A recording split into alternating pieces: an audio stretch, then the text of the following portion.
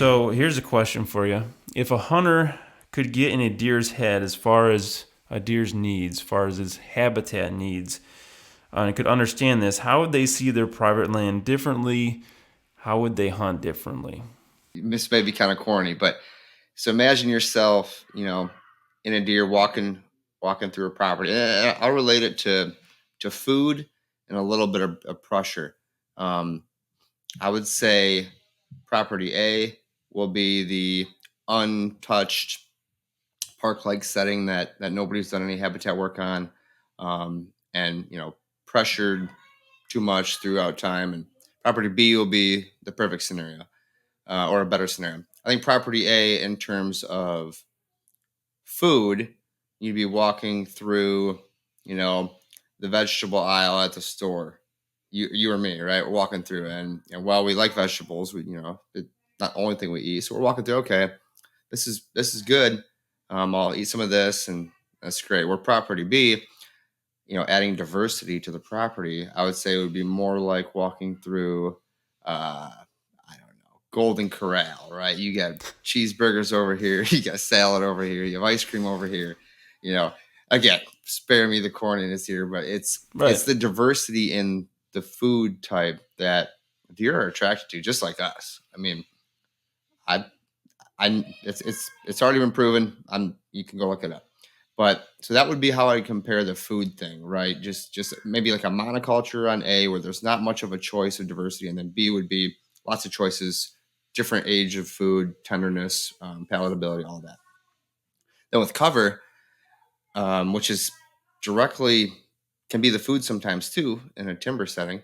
Um, a, if it's a park-like setting and nothing's been done, all mature timber, I'd say it'd be like walking through, you know, Central Park at night. Like, kind of, kind of wondering, you know, can't see who's around the corner, just kind of scary. Not a lot of cover for the deer to hide.